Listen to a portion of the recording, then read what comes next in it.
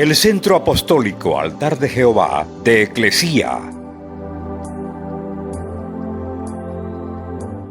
presenta lo mejor del trigo.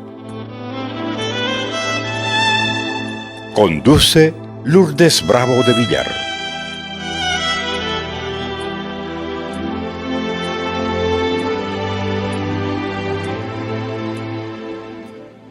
Vamos al libro de Isaías, capítulo 53, del verso 3 adelante. Está hablando de Jesús y dice: despreciado y desechado entre los hombres. ¿Sabe usted que una de las características de que una persona está en la fe es el menosprecio de los demás? Otra de las cosas que me han asombrado: los demás hablan para vos, los demás te menosprecian, los demás no te toman en cuenta, los demás te hayan exagerado, los demás siempre están hablando por vos, pero siempre te viven copiándote. Despreciado, ese fue Jesús, y desechado entre los hombres, varón de dolores. Y cuando estuve enferma, el Señor me cambió el nombre de apóstol de dolores a apóstol de gozo y de alegría. Yeah.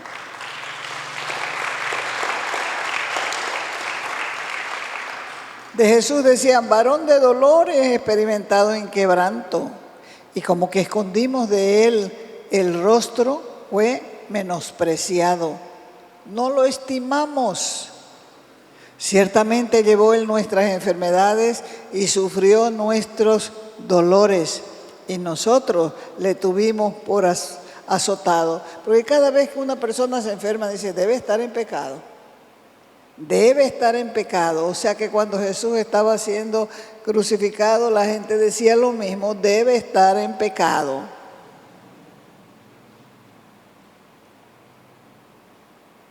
Ciertamente llevó él nuestras enfermedades, sufrió nuestros dolores, y nosotros lo tuvimos por azotado, por herido de Dios y abatido. Mas él herido fue por nuestras rebeliones, molido por nuestros pecados. El castigo de nuestra paz fue sobre él, y por su llaga, nosotros fuimos curados. Todos nosotros nos descarriamos como ovejas, y cada cual se apartó por su camino. Mas Jehová cargó en él el pecado de todos nosotros. Angustiado él, afligido él, no abrió su boca. No abrió su boca a las quejas, a las murmuraciones, a todo lo que le decían. Él, con su boca cerrada, no abrió su boca. Como cordero fue llevado al matadero, y como oveja delante de los trasquiladores, enmudeció y no abrió su boca. 2 veces, no abrió su boca. Por medio de la sangre de Jesucristo llegamos cada uno de nosotros a ser perfectos y crecemos hasta la plena madurez en nuestra vida espiritual y obtenemos la victoria sobre Satanás. Ningún poder del infierno puede resistir la proclamación de la sangre de Jesús.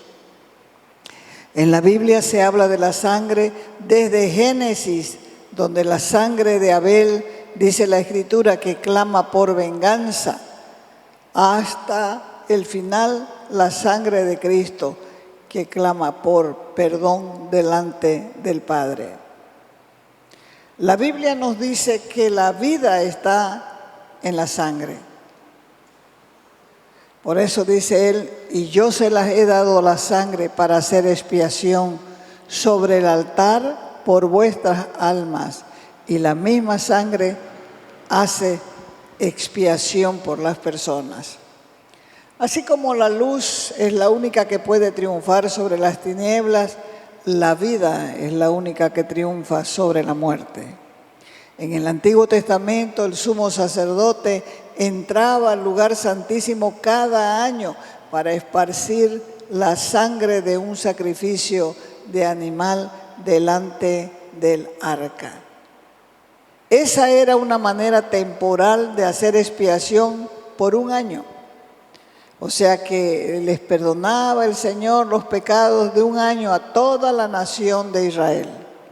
Y en el Nuevo Testamento Jesús vino, dio su propia vida como ofrenda, como una ofrenda por el pecado, derramó su sangre para que todos los que en Él crean y confiesen que Él es el Señor, no mueran la muerte eterna por causa de su propio pecado. Él fue quien pagó el precio de nuestro rescate y obtuvo redención eterna a través de su sacrificio. Colosenses capítulo 1, versos del 13 al 14. Dice, el cual nos ha librado de la potestad de las tinieblas. ¿Dónde estábamos nosotros antes de conocer a Cristo? En tinieblas. Él nos ha librado del poder de las tinieblas y nos ha trasladado del reino de las tinieblas al reino de su amado Hijo, en quien tenemos redención por su sangre y perdón de pecados.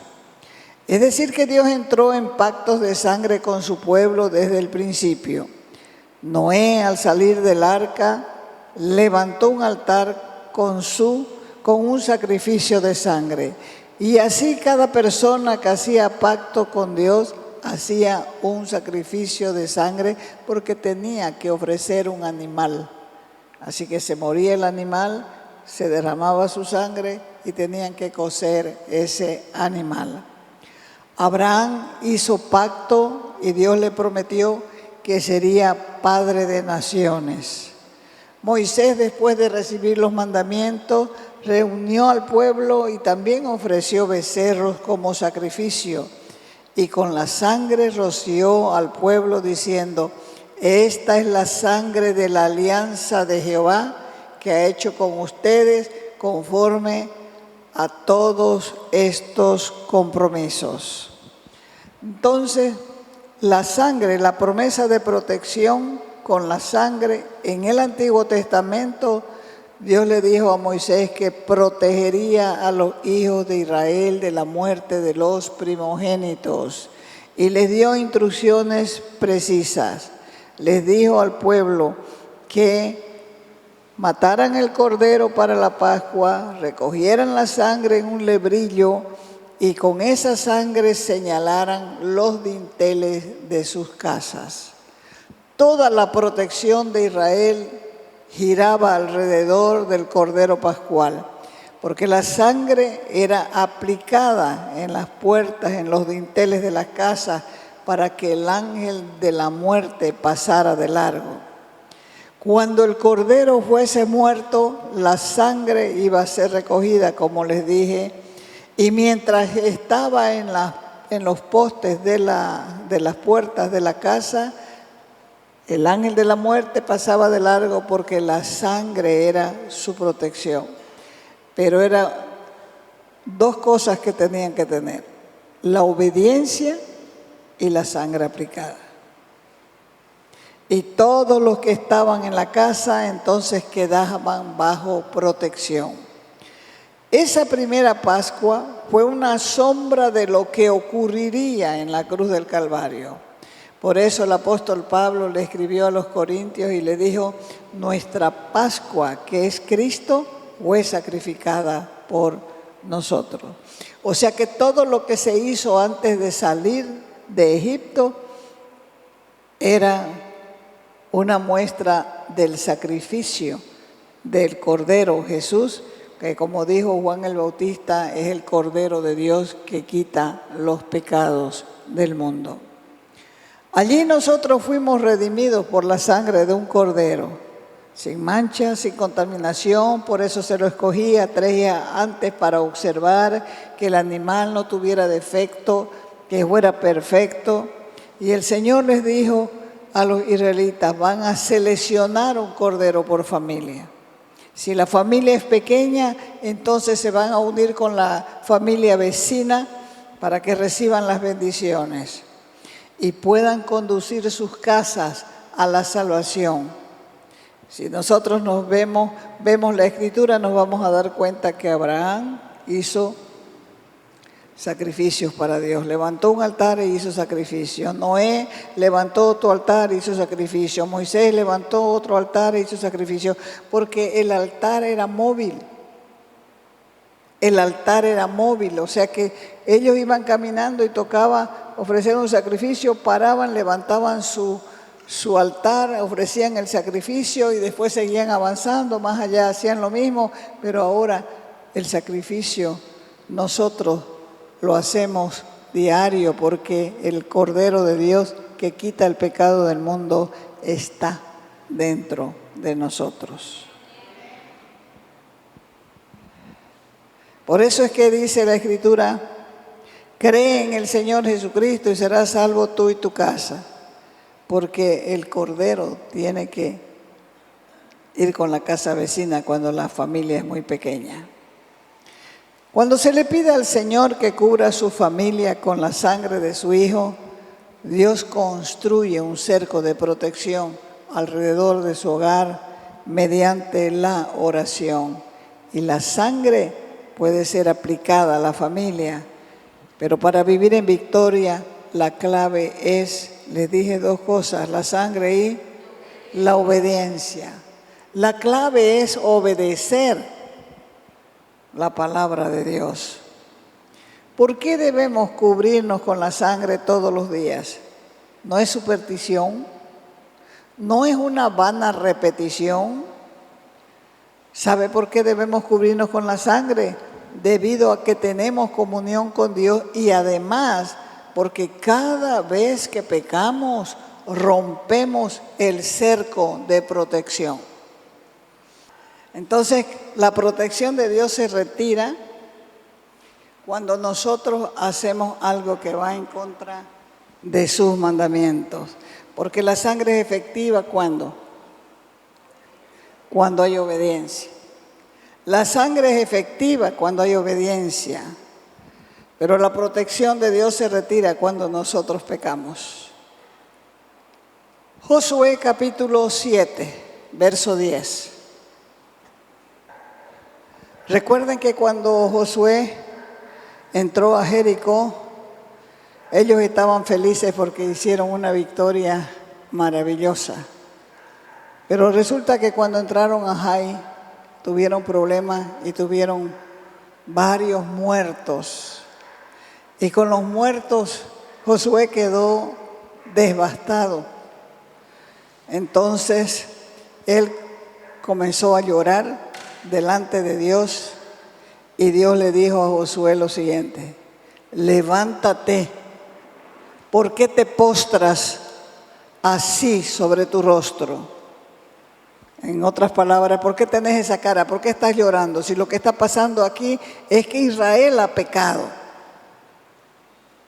Y no solamente ha pecado, sino han quebrantado mi pacto que yo les mandé. Y también han tomado de anatema y hasta han robado, han mentido y aún lo han guardado entre sus enseres. Por esto los hijos de Israel no podrán hacerle frente al enemigo, sino que delante de sus enemigos volverán la espalda por cuanto han venido a ser anatema. Y no estaré más con ustedes si no destruyen el anatema en medio de ustedes. No se debe tener nada maldito en la casa, porque los objetos satánicos tienen poder para influenciar la vida. Además, si practicamos el ocultismo y tenemos algunas cositas guardadas ahí y no las hemos deshecho, esas mismas tienen influencia sobre nuestras vidas y nuestras vidas no son agradables a Dios. Comienzan a suceder cosas que uno no entiende, Deuteronomio 18:10 dice, no sea hallado en ti quien haga pasar a su hijo o a su hija por el juego, ni quien practique adivinación, agorero, sortílego, ni hechicero. Con estas cosas abrimos puertas al poder demoníaco. También con la lectura de los horóscopos, la lectura de las palmas de las manos, las consultas telefónicas a psíquicos y adivinos, ver programas de televisión demoníacas, ver películas demoníacas, participación de ciertos juegos de tablero como la ouija, los amuletos. Todas esas cosas rompen la protección, aunque usted diga, me cubro con la sangre. No, la protección ya está rota. La protección está rota.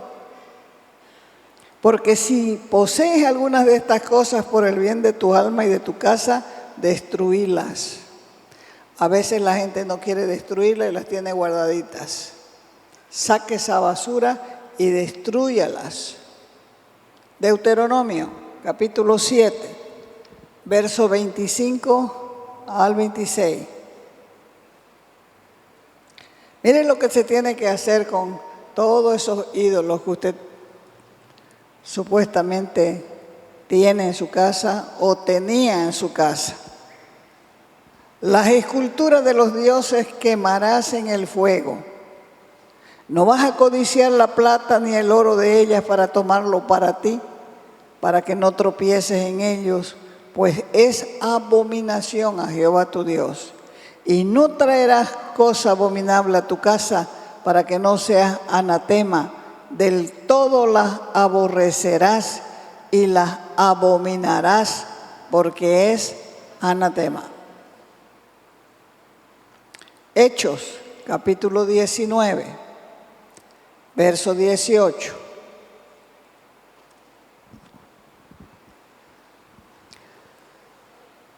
Muchos de los que habían creído venían confesando y dando cuenta de sus hechos. Asimismo, muchos de los que habían practicado la magia trajeron los libros y los quemaron delante de todos. Y hecha la cuenta de su precio, hallaron que eran 50,000 piezas de plata.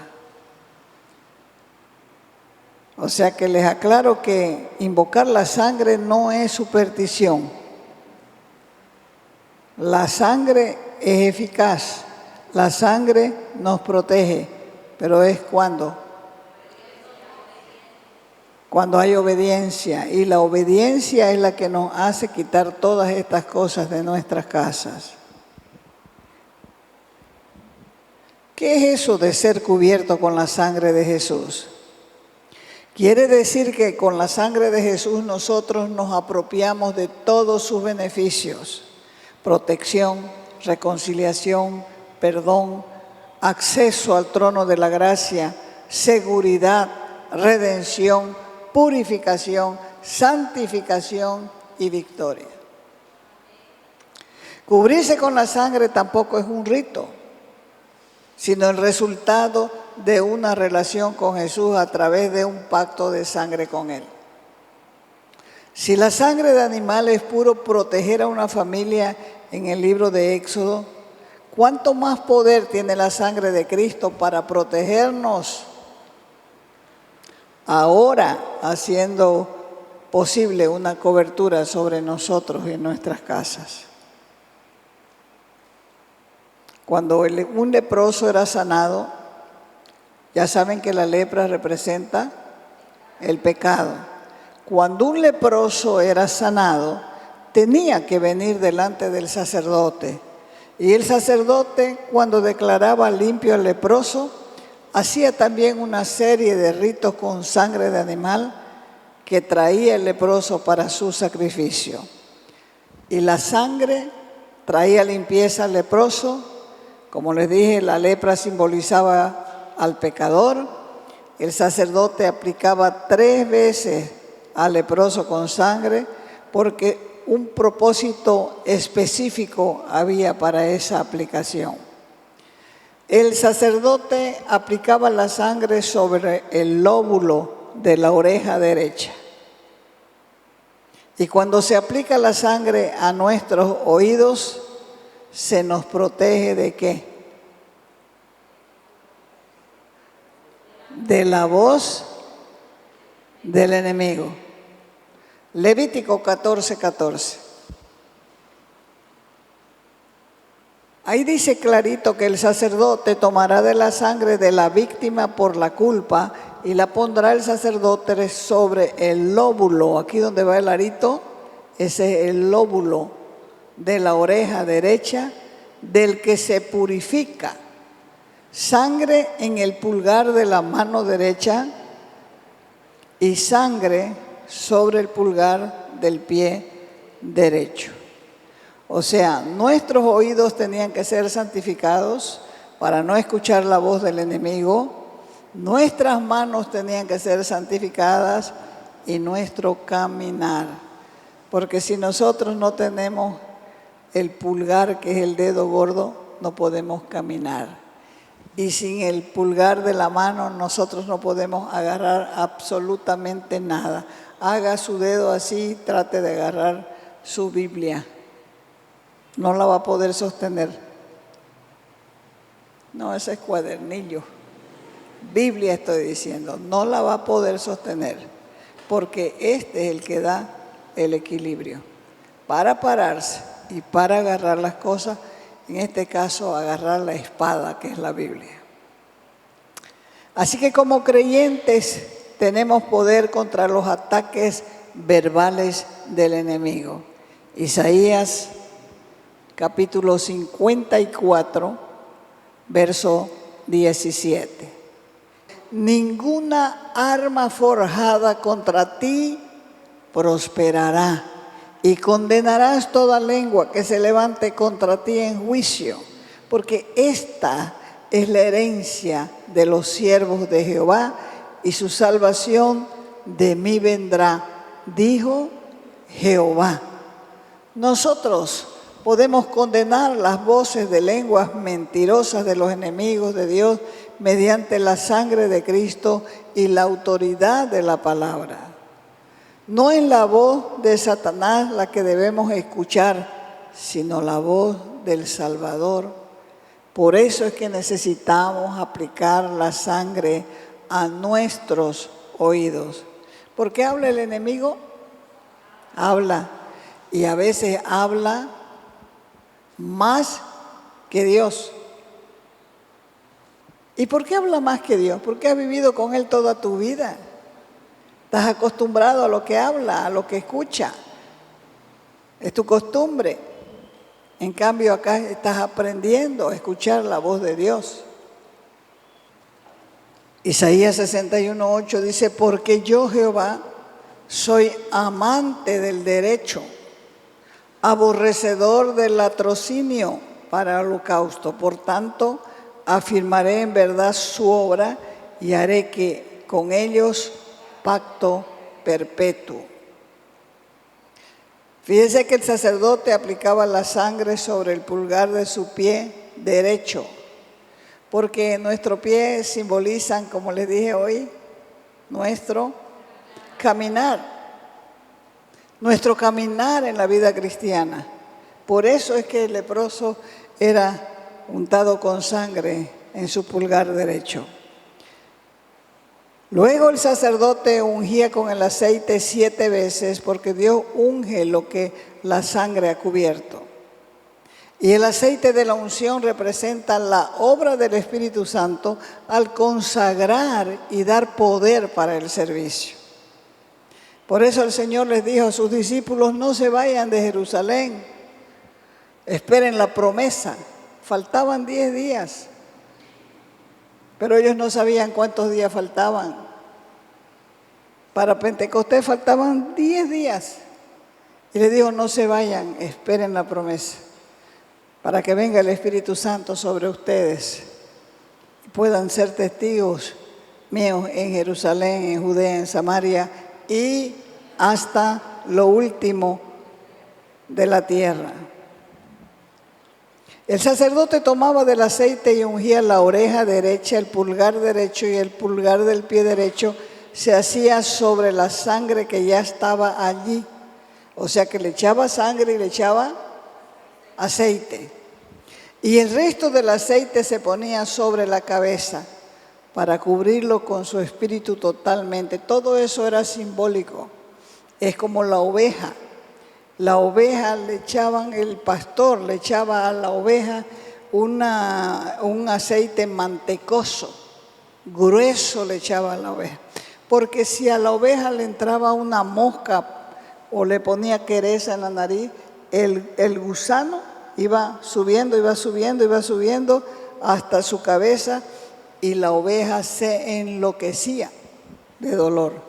Entonces la oveja misma comenzaba a golpear su cabeza contra la roca o contra los árboles hasta que se moría.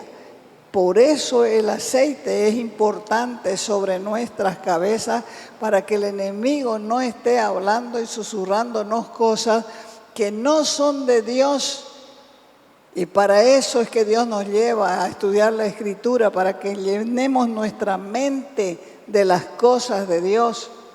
Porque sabe cómo es de malvado el enemigo y cómo va a estar tras de nosotros. ¿Hasta cuándo?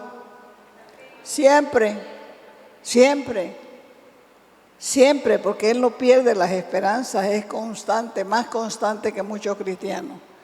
Él quiere que nosotros demos retros. Así que cualquier rato estamos caminando bien y de repente, ¡pah!, un pensamiento. Por eso tenemos que analizar de dónde es el pensamiento, si es nuestro el pensamiento, si es de Dios el pensamiento o si es del enemigo. ¿Y cómo lo vamos a diferenciar? Con la palabra.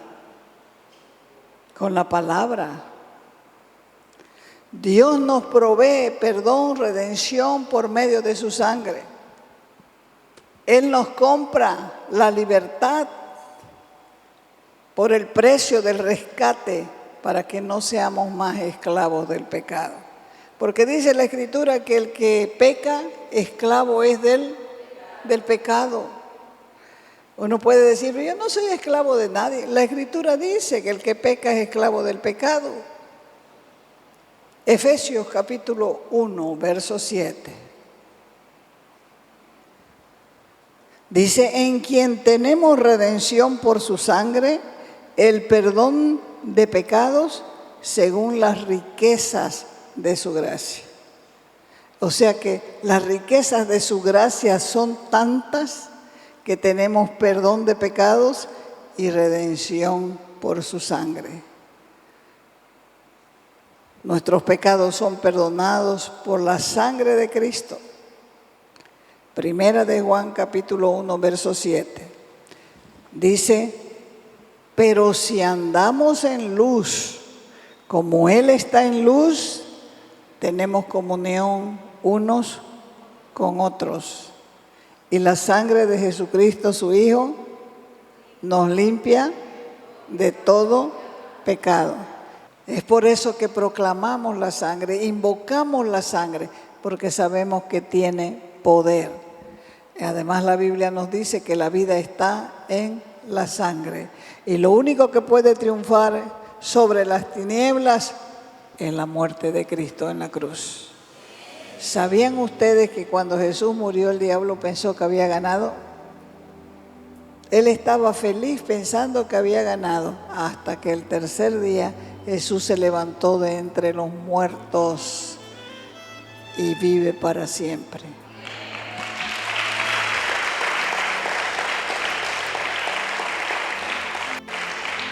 Y por eso Jesús enseñaba a la gente y le decía, van a estar recordando esta Santa Cena hasta que yo vuelva. ¿Hasta cuándo, Señor? Hasta que yo vuelva, hasta que yo retorne. Porque nosotros tenemos que recordar el sacrificio de la sangre de Jesús. Un sacrificio perfecto, una entrega voluntaria porque Él dijo, Padre, que se haga tu voluntad, que no se haga la mía, que se haga tu voluntad. Y la voluntad del Padre era el sacrificio de una persona santa. Porque dice de Jesús que Él no cometió pecado. Por lo tanto, su sangre era santa, capaz de limpiar a todo aquel que se acerque a pedir perdón. Te invitamos a nuestras reuniones los días viernes y sábado a las 6 de la tarde. Los domingos a las 10 de la mañana y a las 6 de la tarde. Calle Nicolás Suárez, esquina Félix Pinto.